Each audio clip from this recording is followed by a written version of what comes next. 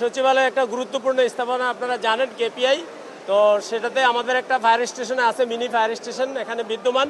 14টার সময় আমরা খবর পেয়েছি এবং 14টা 2 মিনিটে আমাদের গাড়ি, মন্ত্রণালয়ের যে গাড়িটা আছে সচিবালয়ের অভ্যন্তরে, সেই গাড়িটা এখানে পৌঁছায় এবং পৌঁছায় এই ভবনের 9 তলায় একটা ছোট্ট আগুন ছিল।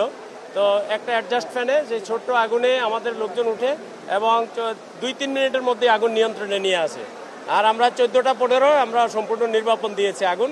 তারপরে আমাদের লোকজন অতিরিক্ত সতর্কতার জন্য ভিতরে আছে এবং ওনাদের যে হাইড্রেন্ট লাইন আছে সেটা দিয়ে আশেপাশে ঠান্ডা করে দিচ্ছে।